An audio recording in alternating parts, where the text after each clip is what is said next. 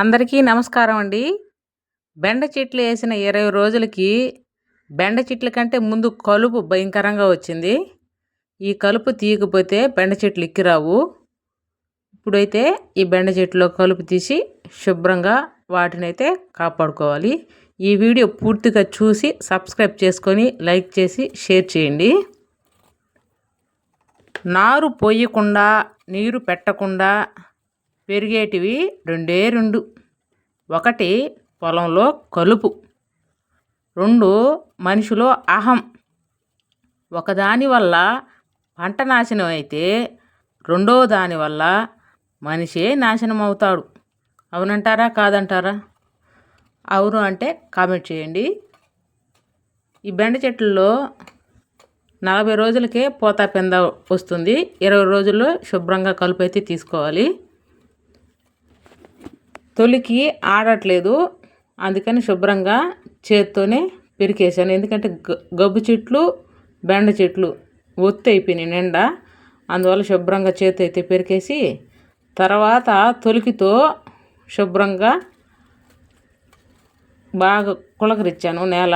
ఎందుకంటే బెండ చెట్లు వేరు వ్యవస్థ భూములకు బాగా స్ప్రెడ్ అయ్యి చెట్లు వేపుగా వచ్చి పూత పింద బాగా పట్టి కాయలు బాగా కాస్తుంది.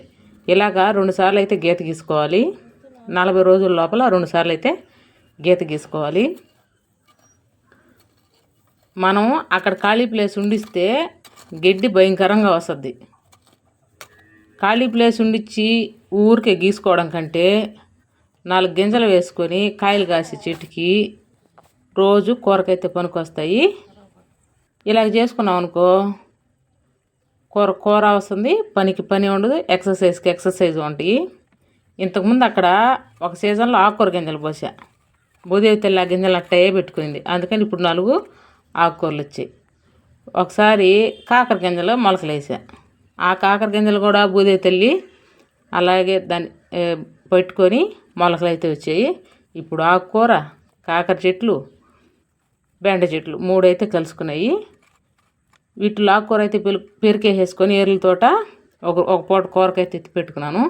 కాకర చెట్టు కిందే ఉంటుంది కాబట్టి గోడ మీద కలద్దని దాన్ని చంపకుండా పక్కకు నెట్టేసి శుభ్రంగా ఆకు మొత్తం పెరికేసేసి కలుపు అయితే తీసా. ఇప్పుడు అనుకుంటే ఆ చెట్లు అబ్బా ఎంత ప్రశాంతంగా నిద్రపోవచ్చు. ఈరోజు నాకు పట్టిన కలుపు మొత్తం ఈ ఆశాన్ని తీసేసింది అని శుభ్రంగా అయితే ఆ చెట్లు అనుకుంటాయి. ఎప్పుడైనా కానీ చెట్లలో కానీ పైర్లో కానీ కలుపు తీయాలి. కలుపు తీసి మనం ఆ కైలో నడిస్తే ఈ వేరు వ్యవస్థ బాగా సాగి పిలక బాగా వస్తుంది. పైర్లు అయితే చెట్టుకి కూరగాయల చెట్లకైతే పింద పూత బాగా పడుతుంది. ఇలా చిన్న చెట్లు అయితే చిన్న తొలికలు తీసుకోవాలి. పెద్ద చెట్లు పాదులు ఎక్కువ అయితే పెద్ద పార తీసుకొని అయితే అలా తీసుకోవాలి.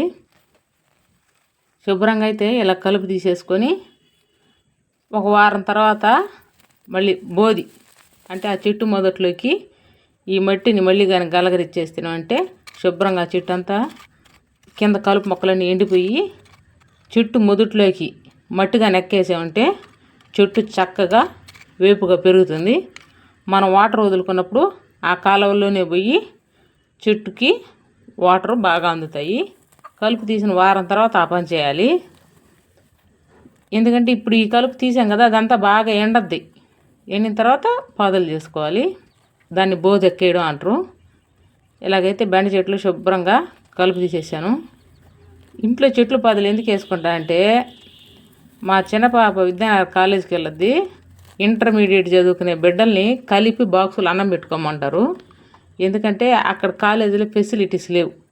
కలుపుకొని తిని బాక్సులు చేతులు కడుక్కునేంత ఫెసిలిటీస్ లేక బిడ్డల్ని కలుపుకొని ఎత్తుకురమ్మంటారు. వీళ్ళు అన్నం ఎత్తుకోబోతారు కదా, మధ్యాహ్నానికి సప్పంగా బాధ్యది. అందుకని ఎక్కువ కూరలు దండిగా కూర కలిపి పెడితే కొంచెమైనా తినడానికి బాగుంటుంది. దండిగా చేయాలని రోజు కొనుక్కొని తినలేం కదా. ఆరోగ్యానికి పనికొస్తుంది, ఎక్సర్సైజ్కి పనికొస్తుంది, ప్లస్ బిడ్డలకి దండిగా కూర పెట్టచ్చని ఇంట్లో కొంచెం ప్లేస్ ఖాళీగా ఉంటే ఇలా కూరగాయల చెట్లు అయితే వేసుకోవడం నాకు అలవాటు. పూర్తిగా అయితే కలుపు తీసేసాను. ఆ వారం తర్వాత బాగా మట్టి ఎక్కేసుకొని చెట్లు చక్కగా నీళ్ళు వాటరు బాగా ఒకటికి అందేటట్టు చేయాలి. కలుపు అయితే పెద్ద ఓదైతే పడింది. ఇప్పుడు అదంతా ఎత్తిపోసేసుకోవాలి. ప్లీజ్ నా వీడియోని పూర్తిగా చూసి సబ్స్క్రైబ్ చేసుకొని లైక్ చేసి షేర్ చేయండి. Bye friends.